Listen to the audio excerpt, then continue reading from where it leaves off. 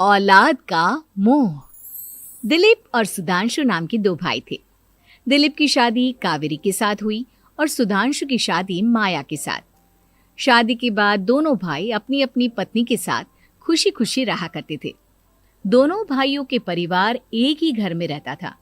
साथ में खाना, साथ में घूमना, कुल मिलाकर दोनों भाइयों का परिवार खुशहाल परिवार था। कुछ सालों के बाद दिलीप की पत्नी कावेरी को एक बेटा हुआ। भैया, आज मैं बहुत खुश हूँ। चाचा बन गया हूँ मैं।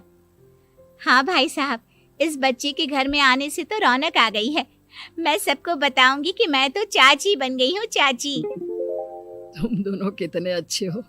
हमारे बच्चे के आने से ऐसे खुश हो रहे हो जैसे ये बच्चा तुम्हारा ही हो। बस भैया, अब आपका बेटा इस दुनिया में आ गया ना, हम भी कोशिश करेंगे कि हमारा भी बच्चा जल्दी से इस दुनिया में आ जाए। और फिर आपका और हमारा बच्चा दोनों मिलकर दिन भर घर के आंगन में खेला करेंगे। कितना मजा आएगा ना। सच कहती हूँ माया, मैं भी उसी दिन का इंतजार कर रही हूँ जब तुम्हारी भी गोद भर जाएगी और मेरे बेटे को एक छोटा भाई या बहन मिल जाएगी। 1 साल बीत जाता है। दिलीप और कावेरी का बेटा अब 1 साल का हो चुका था, लेकिन सुधांशु और माया की कोई औलाद नहीं होती।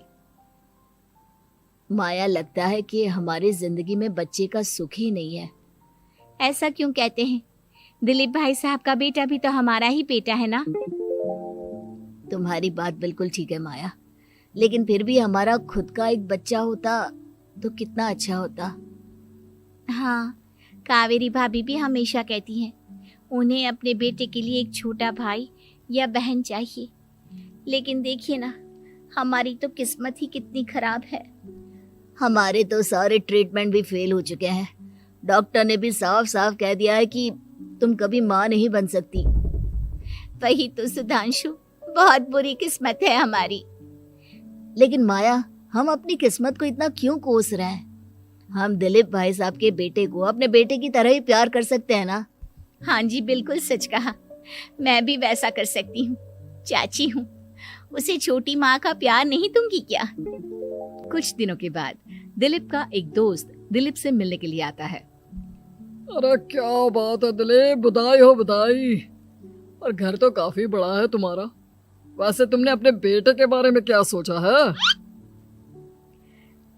भैया, और क्या सोचेंगे, बस उसे पढ़ा लिखा कर अफसर बनाएंगे, उसकी पढ़ाई पर खर्च करेंगे। अरे भाभी, आपकी तो इतनी सारी प्रॉपर्टी है, आपको किस बात की चिंता? ले देकर एक बेटा ही तो है। अरे नहीं दोस्त, तुम गलत समझ रहे हो। इस घर में मैं और मेरा छोटा भाई दोनों रहते हैं। इस घर का आधा हिस्सा मेरे छोटे भाई का है। अच्छा, कितने बच्चे हैं तुम्हारे छोटे भाई के? भैया, उनके साथ ना कुछ प्रॉब्लम है। मेरी देवरानी कभी माँ नहीं बन सकती। अरे फिर किस बात की चिंता? अरे मैं तो कहता हूँ अपने बेटे के भविष्य के बारे में सोचिए ही मत। बस ये घर उसके नाम करवा दीजिए। देखिए, आपके भाई का भी कोई बच्चा नहीं है तो सब कुछ आपके बेटे को ही मिलना चाहिए। लेकिन ऐसा करना क्या सही होगा? अगर उनका बच्चा नहीं है तो क्या हुआ? ये घर आधा उनका है, उनकी जो मर्जी है वो करे। अरे कैसी बात करते हो? उनकी कोई औलाद नहीं है, वो क्या करेंगे प्रॉपर्टी अपने नाम रखकर? हाँ, वैसे भाई साहब, आपकी बात तो बिल्कुल सही है। अब जो कुछ भी है वो हमारे बेटे का ही तो है।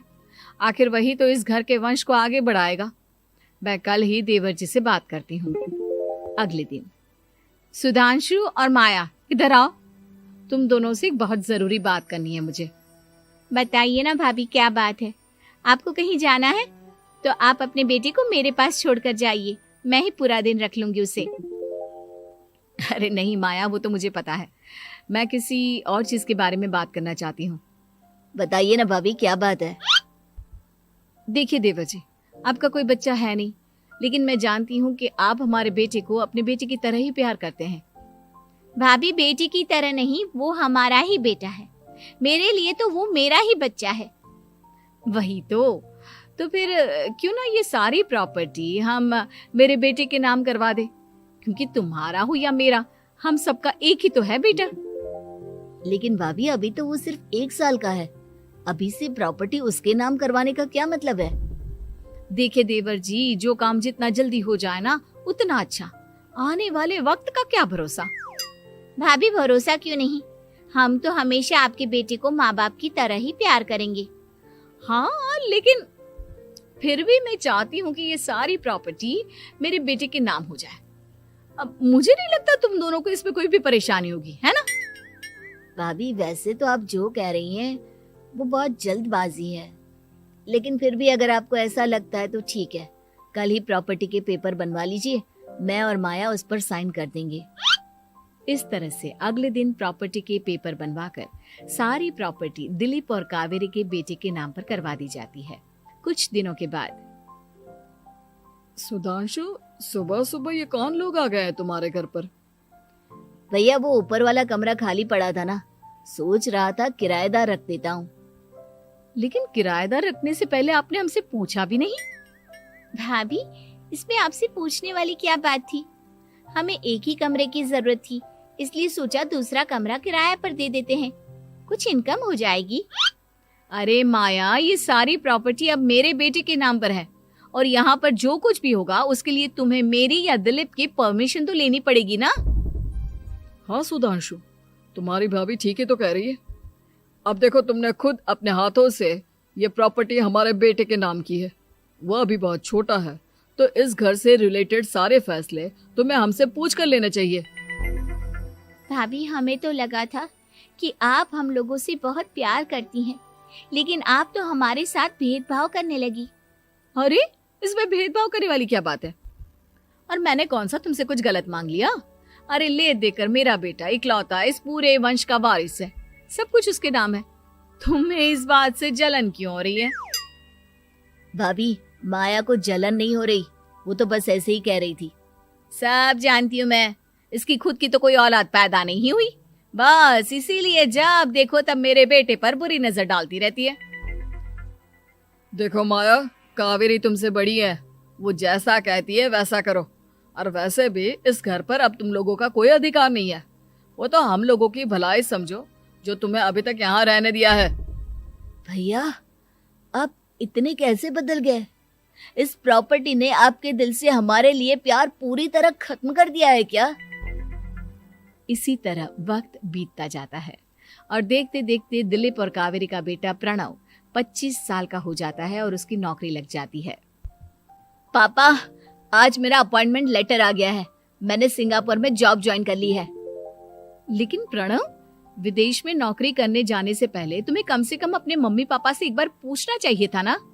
इसमें पूछने वाली क्या बात है माँ, मैं सिंगापुर जाकर जॉब करना चाहता हूँ तो करना चाहता हूँ। देखो प्रणव, हमने तुम्हारे लिए इतनी सारी प्रॉपर्टी यहाँ पर रखी हुई है, उन सब का क्या होगा? यहाँ रहो, बिजनेस करो।